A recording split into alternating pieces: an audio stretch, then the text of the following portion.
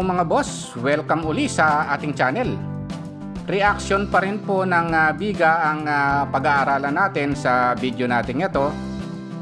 Kung halimbawa po itong biga, meron po siyang dala-dala na triangular load, rectangular load at isa pong concentrated load. Yan po yung pag-aaralan natin sa video natin ito. Napaka-importante po ng computation na ito. Halimbawa po, ito po yung mga poste, yung pong reaction 1 at saka reaction 2 na ito. Gaano po ba kabigat ang daladalang bigat ng bawat poste na ito? Napaka-importante po ng computation na ito. Kaya lang mga boss, kung bago pa lang kayo sa maliit pa lang nating channel, huwag niyo po sanang kalimutang pindutin yung subscribe. Isama nyo na rin po yung like at saka notification bell. Okay, umpisahan na po natin yung topic natin. Ang una nating pag-uusapan mga boss dito sa pag-compute ng reaction nitong biga na ito, na meron po siyang load na triangular load, rectangular load at isang concentrated load At meron po siyang distance na 1.5 meters, 3 meters, 3 meters. Kukomputin po muna natin yung load area ng triangle and rectangle, Triangular load area, unahin natin, length times width.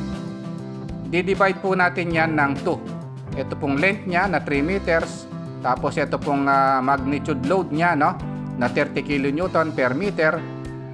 I-divide po natin yan ng 2 kasi triangle po ito.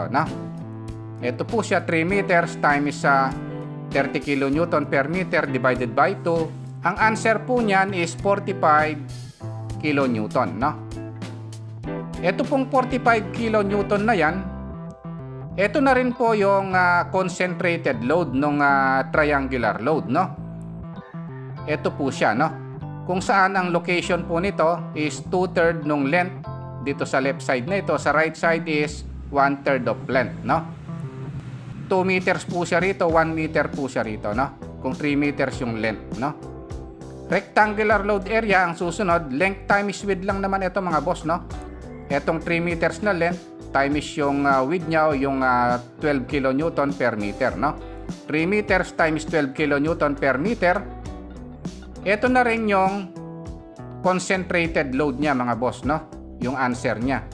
Rectangular load area is 36 kN siya, Ang location niyan mga boss dito sa may gitna. Kung 3 meters ito, 1.5 meters siya rito, 1.5 meters siya rito. Gitnang-gitna siya ng 3 meters. Ayan yung naging computation natin mga boss. Kinonvert natin yung mga concentrated load nila, from rectangular at saka triangular load, At saka yung distance nung x, nung triangular at saka nung rectangular, Kung saan yung location ng concentrated load. Okay, punta po tayo sa susunod na topic naman. Ang susunod na pag-uusapan natin mga boss, compute na tayo ng R1 and R2. Magmo-moment tayo. Summation of moment at A is equal to 0. Ito yung equation na gagamitin natin. Dito tayo magmo-moment, Clockwise positive, counterclockwise is negative, Negative R2 times 7.5 plus 24 times 1.5 plus 36 times 3 plus 45 times 6.5 is equal to 0. Paano nakuha ito, Since moment A tayo, 7.5 ito, times R2, negative po yun, counterclockwise, Plus 24 times 1.5, ito yon.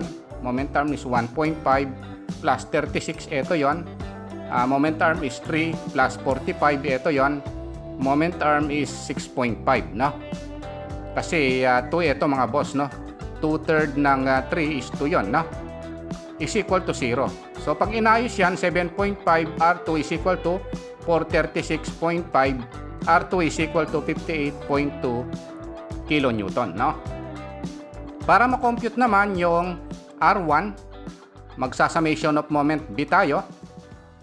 Summation of moment B is equal to 0. Ito yung equation na gagamitin natin, Clockwise is positive, counterclockwise is negative, Plus R1 times 7.5 minus 24 times 6 minus 36 times 4.5 minus 45 times 1 is equal to 0. So dito tayo, clockwise yung R1, 7.5 yung moment arm, minus 24 times 6, ito yon counterclockwise, minus 36 times 4.5, o yung 3 plus 1.5, no? 4.5 yon, minus 45 counterclockwise ito, times 1. 1/3 kasi ng 3 is 1 yon, no? Yung moment arm nito is 1, no? Is equal to 0.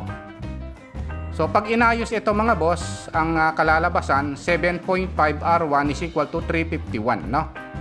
So pag dinivide yung 351 to 7.5, R1 is equal to 46.8 kilonewton, no? So ito yung 46.8 kilonewton at ito naman yung R2 na 58.2 kilonewton.